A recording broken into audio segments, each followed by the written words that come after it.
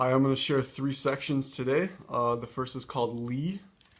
The second is called I Feel Melancholy. And the third will be called Wisdom Is. It was my freshman year of college when I philosophically landed on the way I am and live today. I decided that there is no ethical objectivity, no human personhood, and no inherent meaning in existence. I merely am conscious that sentiments exist in humans and other animal species, which is as interesting as it gets. However, given this, I was unable to land on a way of living that I could or would want to continue through my life. Once I considered suicide as invalid. I didn't want to be extraordinary, since that required too much distraction into delving into what makes human existence so humane, which is the most interesting question I've discovered. I figured out through studying Eastern philosophy that I could practice meditation and reduce my cravings for achievement. I wanted to be a scientist of human consciousness, and my own mind and body was the obvious choice. I would live the most normal life according to outside society, but I observe whatever arises as sentiments inside myself based on reactions to the outside world. It was too tedious to record it into words or portray my idea to another human. I want it to be my life's project, since it will be only me who dies at my death, which I want to be the pinnacle of my life. The most difficult thing I have found is resisting the urge to give words to sentiments like how 99% of others do. Giving words to another, but especially sentiments, hinders the discovering and enlightenment of how they work. For example, if an emotion is given a word like anger, it is as if it's otherly from you. I have given account that I am everything including emotions, thoughts, and other seemingly opposing entities from me. Through observation when I converse with others, I can become nervous often, not from wanting to give a good impression, which is at my superficial realm that I observe, but from feeling physically and symmetrically what I am not actually touching. That nervousness used to interrupt my performance of being Lee. But with years of practice under my belt by now, I simply observe both my nervousness and performance without observable hesitation. It's been the coming of realization that myself is not fixed, but is an aggregate of the surroundings and my body and brain. In my office, it is not me, rather the walls and the chair that are boring my mood. The light flickering is literally telling me not to blame him or her. These sort of thoughts of superficial anxiety of the majority give the atmosphere I feel the desire to laugh out loud. On the contrary, actual laughing people portray melancholy if others just gave a second's observation of what is truly permeating. The loud silence after such a laugh, if the conversation is paused, doesn't give me the sense of awkwardness, but of further connection to others. The next section is called I Feel Melancholy. I feel melancholy because there is no objective truth that can be depended upon. I feel melancholy when time is creeping on whether or not it seems so to me. I feel melancholy for the fact that I will never be understood, neither by others nor by myself. I feel melancholy because my notion of me or self is an illusion, or at least it is in constant flux. I feel melancholy because I will never receive evidence of the consequences of my good deeds. I feel melancholy knowing that I will die, but not knowing what will be remembered or regretted. I feel melancholy knowing I will be completely forgotten, as well as my writing. I feel melancholy because if truth did exist, we can only express it intangibly without language. I feel melancholy for not even I can properly or coherently express my sentiments to be understood. I feel melancholy for the temporal brevity of positive feelings, quenching cravings, and beautiful natural settings. I feel melancholy because I am inherently in discordance with the needs of the earthly ecosystem due to my humanly cravings and subsistence. I feel melancholy for children who will never be born. I feel melancholy because my birth and existence will have been due to whimsical, capricious happenstance. I feel melancholy for the remaining lives of those who have committed suicide that will never be realized. I feel melancholy because sadness is as equally natural and comforting as happiness. I feel melancholy for humans needing and desiring to trade intangibility for usefulness. I feel melancholy because discussions never become completely settled in reality. I feel melancholy for the feeling of indifference towards stress we have as children. I feel melancholy for the wisdom I have lost since entering adulthood. I feel melancholy because at a certain point we stop growing up and just get older. I feel melancholy for never being certain of our life's purpose.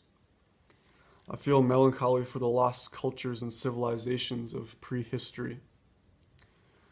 I feel melancholy for any and all knowledge that neither I nor anybody else will attain. I feel melancholy because I cannot experience what occurs beyond my personal horizon, environment, and proximity.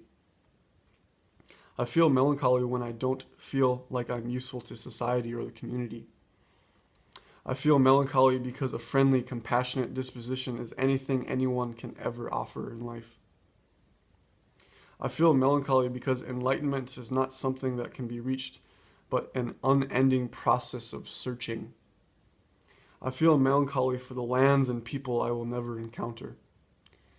I feel melancholy for how time changes relationships. I feel melancholy for exploring the world, thinking never again will I live a life of monotony, but upon arriving home, feeling that I'm being caught in the routine machine of life again. I feel melancholy because my consciousness can't seem to focus on simplicity as it used to. I feel melancholy for my belief in God because now I'm found unable to. I feel melancholy for not grasping and forgetting my theoretical existence before my birth. I feel melancholy for knowing that there is no pre-programmed software for living a human life.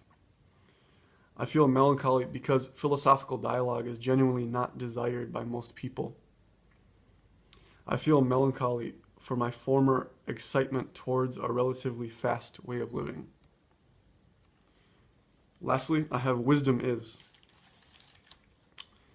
Wisdom is not the state of seeking more and more knowledge, but is practicing repeating, slowing down, and focusing on living well.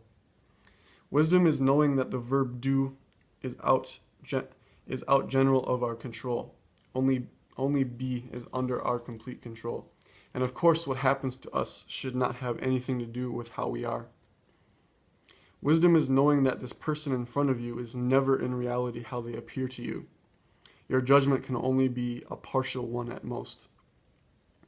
Wisdom is realizing that work has as much or even more to do with our heart as our acquired skills. Always ponder upon, where does my motivation derive? Wisdom can be found anywhere because it has more to do with how than what.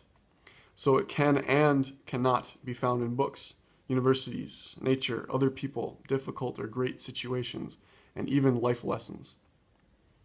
Wisdom, as well as happiness, can only be found inside you with a little initial guidance from outside sources, such as teachers, family, nature, calmness, etc.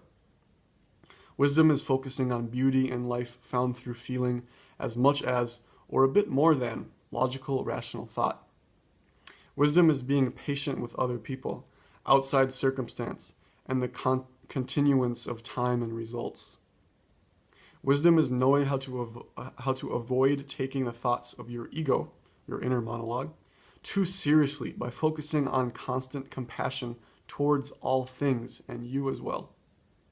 Wisdom is realizing that wisdom is the only truly useful type of skill of knowledge or hobby.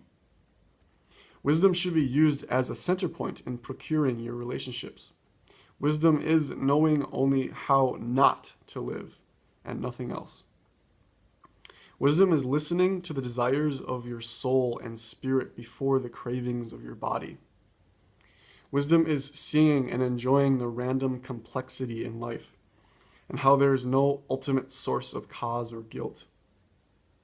Wisdom is enjoying both simplicity and complexity because they are ultimately synonymous. Wisdom is getting the right amount of sleep, food, and exercise for continued rejuvenation. Wisdom is learning more and more about your tendencies and then analyzing them thoroughly. Wisdom is taking time out of your busy life almost as much as possible for further pondering, self-examination, reflection, and meditation. It's knowing that this is living and being too busy is merely surviving. Wisdom is knowing that the most frustrating things in life are often the most worthwhile, such as accomplishing goals, relationships, or not knowing the right moral action. Wisdom is knowing that others generally won't have the same interest and focus on living wisely as you do. Don't be discouraged, though, of others because of this. Wisdom is knowing that the feeling of melancholy and nostalgia are some of the most meaningful of human sentiments, equal to that of happiness. Wisdom is giving in to the notion that sometimes singing a sad song is what is healthiest for that particular moment. I think it's wise to focus on our feeling of tedium towards living seriously and find it as an inspiration for honestly expressing our subjective life experience. Wisdom is recognizing the feeling when you've spent too much time with people or alone. Wisdom is knowing that nothing in life is premeditated, but is in potentiality. Wisdom is constantly challenging your comfort zone. Know that comfort can be the death of creatively living with meaning. Wisdom is always maintaining a healthy dose of childlike naivety. Wisdom is finding inspiration in the art of nature. Wisdom is not letting philosophical reasoning reduce your compassion towards people, life, and yourself. Wisdom is found in faith rather than certainty. Wisdom is being gracious to God for simply being alive and able to absorb beauty. Wise education asks students to be creative and discover in methods of their choice. Wisdom is valuing both community and solitude. Wisdom is choosing a boring and calm afternoon over a busy and hectic one. Wisdom is having a constant dose of skepticism of the majority in all things. Wisdom is accepting that you will never be sure if you have the right job or spouse, but trusting your heart that it's so. Wisdom is having the courage and patience of realizing your dreams and accepting that maybe they won't ever be fully accomplished. Wisdom is loving art for its beauty without having to fully comprehend it all. Wisdom is helping for the mere joy of it rather than expectations for results. Wisdom is the realization that poverty is as much or even more spiritual as it is material. Wisdom is being as content by yourself doing nothing as doing nearly anything else. Wisdom is enjoying how your mind is wandering. Wisdom is finally seeing how the grass is equally green on whichever side of any fence. Just give it a bit of time for everything to become normalized. Wisdom is imagining the life of that homeless person with a sense of empathy rather than ignoring them out of fear. Thank you.